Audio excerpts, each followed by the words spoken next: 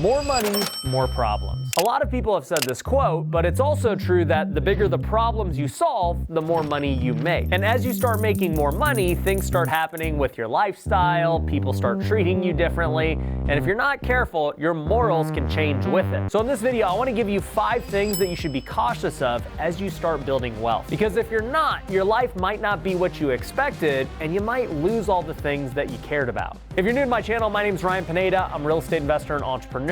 I flipped over 500 homes. I've got over 550 rental units, and I have multiple businesses doing 7 and 8 figures a year in revenue. And my goal is to help people start living the wealthy way and not go broke trying to get rich. So if you want to find out whether or not you're living the wealthy way, we actually just launched a free quiz that you can take on wealthyway.com. And as a reward for taking the quiz, we give you a free course, so go check it out. So let's go into the 5 different things that you need to know once you start building wealth. The first is that you are never going to be satisfied. So many people set this financial freedom goal, or they set this random number or this amount of money that they want in the bank as this end-all be-all goal that once they hit it, they're gonna be happy and content. The reality is you are never going to be completely happy and content with how much money you make. I don't care if you're rich, I don't care if you're poor, everyone is hardwired to want to make more money or to try and preserve the money that they have, and therefore they need to make more money because they're humans, they keep spending. And if you're somebody who's fortunate enough to become a millionaire and have financial success,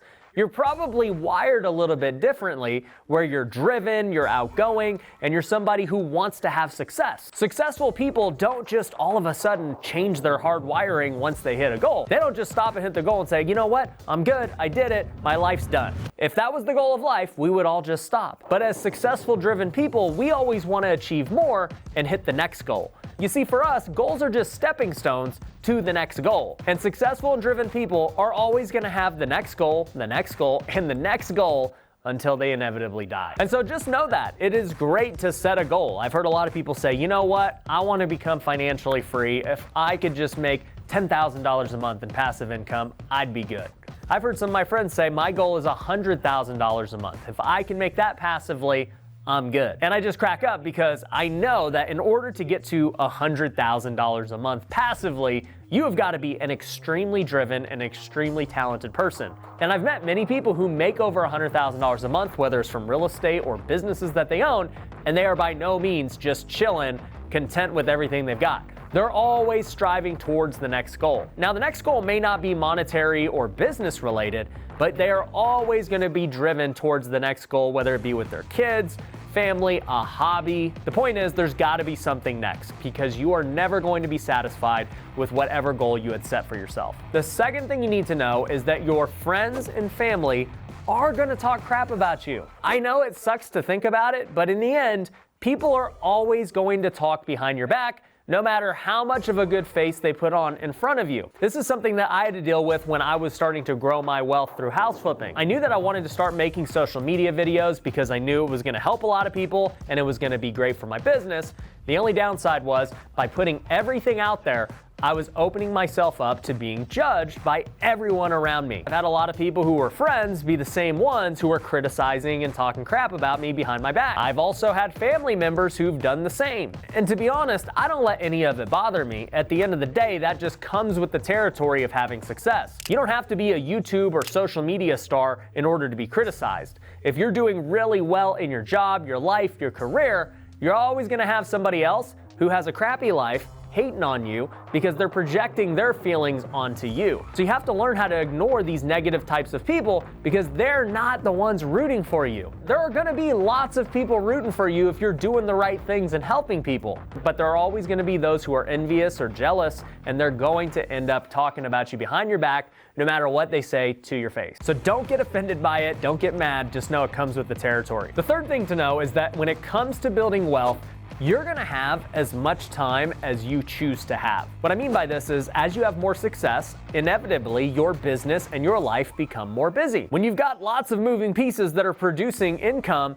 Usually it involves people, it involves marketing, sales, complexity, products. You're gonna get more busy. But it doesn't mean that it should be you the one who's always busy. Once you start to become a good business owner, you can learn to hire people to handle all of the chaos for you. And honestly, this is the reason why I wrote The Wealthy Way, which, by the way, if you haven't checked it out, it's on Amazon. It's been a bestseller for the last 2 months in entrepreneurship and small business. But nonetheless, the reason it was written is because so many people ask me, Ryan, how are you able to run all these different businesses while still filming content, while still hanging out with your family, while still holding Bible studies, while still staying in shape? How can you manage all of these things in your life? And the thing I talk about in the book is you have to learn how to schedule properly the things that are most important to you. So for me, I work 9 to 5 on the weekdays, and I do not go to the office on the weekends. That's reserved for family time. I make sure I'm out of the office by 5 so I can have dinner with my family every night, because those things are more important to me than trying to scale my business to another level.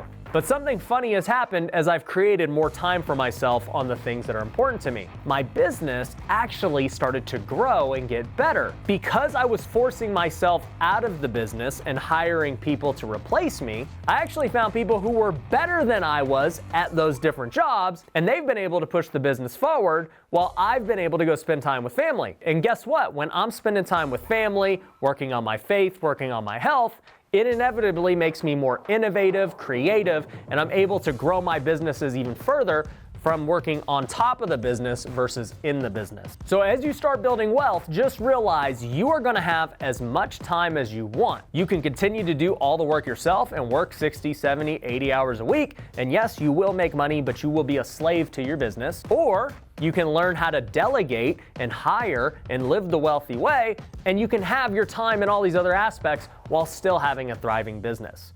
You have to make the choice. The fourth thing to know as you build wealth is that money amplifies what you already are. There's a saying that money changes people, but the reality is it didn't change them. You just didn't really know who they were until they got money. For example, I hear this a lot when it comes to generosity. People say, well, once I start making money, then I'll be able to donate and be generous. I actually hear this a lot from other Christians when it comes to tithing. And it's always the excuse of once I make more, then I will give. But the reality is generous people give no matter how much money they have. You're not gonna all of a sudden go give all this money the moment you make $1 million. I don't care what fantasy land you live in, if you don't know how to give with a little, you for sure are not giving with a lot. Generous people are always generous no matter what the circumstance is. Now let's jump to the fifth thing, and make sure you stay for this because I'm gonna give you a bonus tip at the very end. Now the fifth is that you've gotta watch your lifestyle. So many people as they start making money start to increase their lifestyle significantly to the point where they might be living paycheck to paycheck. They might have made all this money, but they're cash poor because they're spending all of the money on lifestyle. For me, as I was building wealth, I still remained ultra frugal. The first time I ever made $1 million in a year, I still lived on $100,000 a year. So I basically lived on 10% of my income because I wanted to reinvest every dollar I had back into growing my business, buying real estate, and I just didn't need to increase my lifestyle. Living on 100 grand was good. And as time has gone on, my lifestyle has definitely increased since then, but so has my income in proportion to it. So figure out what percentage of your income you want to live on, and then figure out how to raise your income so that you can always maintain that margin in your life. Now, let me give you a bonus tip real quick. It is true that money will not make you happy. Being happy and at peace all comes with your mindset. Lots of poor people are a lot happier than many rich people I know. But assuming both mindsets are equal, then I think striving to make more money is a great choice as long as you don't sacrifice the things that are important to you. And this is what the wealthy way is all about. With more money, you can do more epic things. You can help more people. You can give to more causes. You can create more jobs, have nicer cars, get a nice watch. Having more money as a tool is a good thing, but don't let it destroy all the other good things in your life in pursuit of it. But anyways, I hope this video helps you think a little bit differently. If you like this one, then I'm sure you're gonna like this podcast that I just did.